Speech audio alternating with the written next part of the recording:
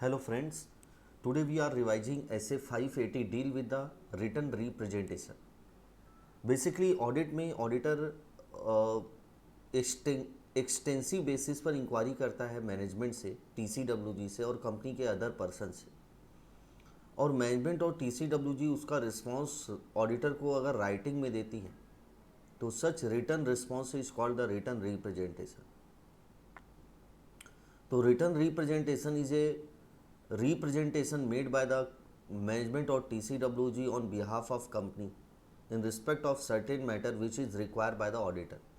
What are the objectivity of written representation? Written representation लेने के तीन मेन ऑब्जेक्ट होते हैं. The first object is that management confirm करती है that management has fulfilled its fundamental responsibility. Management ने जो उनकी फंडामेंटल रिस्पॉन्सिबिलिटी है उसको फुलफिल कर लिया है. Like management financial statement prepare की है as per applicable FRF. Management internal control system को डिजाइन की है, इम्प्लीमेंट की है. मैनेजमेंट ने ऑडिटर को सभी इंफॉर्मेशन डिस्क्लोज कर दी है, प्रोवाइड कर दी है. सभी बुक्स रिकॉर्ड ऑडिटर को प्रोड्यूस कर दिए गए. And second objective, support the other audit evidence which the auditor might be obtained by performing the other audit procedure. मतलब सब ऑडिटर को सपोर्ट करता है. जो ऑडिटर ने अदर एविडेंस अदर सोर्स से लिए होंगे उसको रिटर्न रिप्रेजेंटेशन सपोर्ट प्रोवाइड करता है. And third object is the to respond appropriately to return representation provided by the management और if management has refuse to provide the requested return representation. यानी auditor को appropriately response देना होगा अगर management ने written representation दे दी हैं, या फिर अगर नहीं भी दिए हैं तो ऑडिटर को रिस्पांस देना होगा इन अकॉर्डेंस विद दिस ऐसे. तो तीन मेन ऑब्जेक्ट हो गए. पहला कंफर्म करना, दूसरा सपोर्ट करना और तीसरा रिस्पॉन्ड देना. अगर मैनेजमेंट ने रिटर्न रिप्रेजेंटेशन प्रोवाइड कर दिए तो ऑडिटर इवैल्यूएट करेगा कि वेदर रिलायबल है कि नहीं, और अगर नहीं दिए हैं तो ऑडिटर इस ऐसे में जो प्रोसीजर दी गई है, रिस्पांस दिया है, उसके अकॉर्डिंगली ऑडिटर अपनी रिस्पांस देगा. रिटर्न रिप्रेजेंटेशन की मीनिंग दी गई ऐसे 580 में. Written statement provided by the management to the auditor to confirm certain matter and to support the other audit evidence. But written representation में इंक्लूड नहीं करेंगे. That means do not include financial statement. Management ने जो assertion दिए हैं and supporting books और record, these all are not included in the return representation. Written representation is similar to inquiry to the management. जो auditor management से inquiry करता है उसका जो रिस्पांस मिलता है डेट से called the written representation.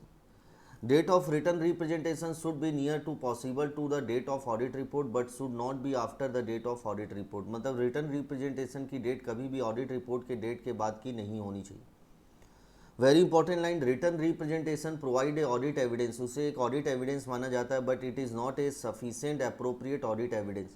But उसे सफिशिएंट अप्रोप्रिएट ऑडिट एविडेंस नहीं माना जाता है. Therefore on the basis of written representation auditor कभी भी फाइनल कंक्लूजन फाइनेंशियल स्टेटमेंट के बारे में ड्रॉ नहीं कर सकता है. Written representation does not substitute the auditor to obtain the other audit evidence which the auditor might be obtain by performing the other audit procedure.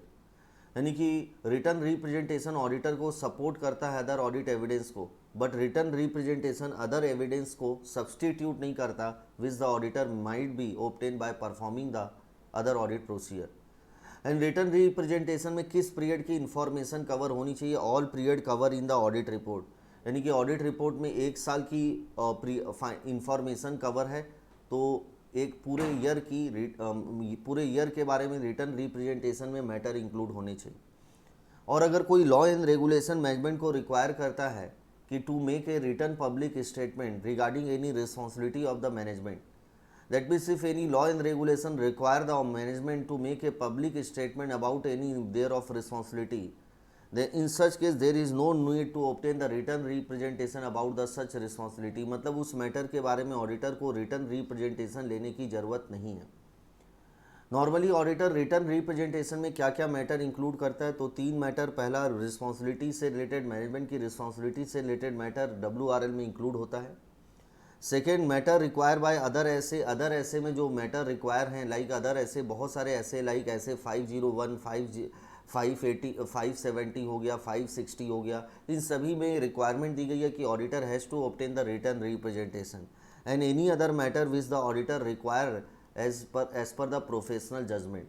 तो तीन मैटर होगा। पहला मैनेजमेंट रिस्पॉन्सिबिलिटी, इसमें क्या क्या मैनेजमेंट ऑडिटर को कंफर्म करेगी that management has prepare the financial statement as per applicable FRF and internal control system management ने डिजाइन किया, इम्प्लीमेंट किया है। Second, management has provided to the auditor all information as agreed in the terms of audit engagement. As per S A 210 में जो management ने auditor के साथ terms of agreement किया था, उसमें मैनेजमेंट ने जो बातें लिखी थी कि हम ऑडिटर को सभी इन्फॉर्मेशन प्रोवाइड करेंगे, तो मैनेजमेंट फाइनली कंफर्म कर रही है कि हमने ऑडिटर को ऑल इन्फॉर्मेशन प्रोवाइड कर दी है and all transaction have been recorded and reflected in the financial statement.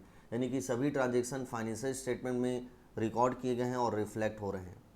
Finally response देना है रिटर्न रिप्रेजेंटेशन के बारे में। अगर मैनेजमेंट ने रिटर्न रिप्रेजेंटेशन प्रोवाइड कर दिया या फिर अगर मैनेजमेंट रिटर्न रिप्रेजेंटेशन नहीं देती है, मना करती है ऑडिटर को, तो फर्स्ट ऑफ ऑल ऑडिटर को डिस्कस करना है मैनेजमेंट से और रीज़न पूछना है कि क्यों मैनेजमेंट मना कर रही है एंड ऑडिटर को रीवैल्यूट करना है मैनेजमेंट की reliability and integrity and ethical value of the management. क्या मैनेजमेंट की इंटीग्रिटी पर कोई शक है क्या, ऑडिटर को डाउट है क्या, एथिकल वैल्यू को रीअसेस करना है मैनेजमेंट, क्या मैनेजमेंट एथिकली काम कर रही है कि नहीं। और अगर ऑडिटर को सिग्निफिकेंट डाउट है regarding the reliability and integrity of the management, the auditor shall evaluate impact in the audit report and finally auditor can disclaim the opinion as per SA 705। Finally auditor अपनी opinion disclaim कर सकता है, disclaimer of opinion देना। Second case, अगर management ने written representation provide किए और उसमें कोई डाउट नहीं है, रिलायबल लग रहे हैं, ओके, ऑडिटर को और कुछ करने की ज़रूरत नहीं है। लेकिन अगर ऑडिटर को डाउट लग रहा है regarding the reliability of representation, यानी ऑडिटर को लग रहा है रिटर्न रिप्रेजेंटेशन नॉट रिलायबल, और तो ऑडिटर फिर से मैनेजमेंट की रीवैल्यूट करेगा इंटीग्रिटी रिलायबिलिटी को, और फिर फाइनली ऑडिटर को अगर सिग्निफिकेंट डाउट लग रहा है तो ऑडिटर डिस्क्लेम कर देगा। और अगर ऑडिटर को रिटर्न रिप्रेजेंटेशन जो मैनेजमेंट ने दिए हैं वो अदर ऑडिट एविडेंस से कंसिस्टेंट है, ऑडिटर ने उसी मैटर के बारे में अदर सोर्स से भी एविडेंस लिए थे और जो रिटर्न रिप्रेजेंटेशन मैनेजमेंट ने लिख कर दिया है उसमें इनकंसिस्टेंसी कॉन्फ्लिक्ट हो रहा है, तो auditor shall perform the additional audit procedure to resolve the inconsistency. Auditor को एडिशनल ऑडिट प्रोसीजर परफॉर्म करके उस इनकंसिस्टेंसी को रिजॉल्व करने की कोशिश करनी पड़ेगी।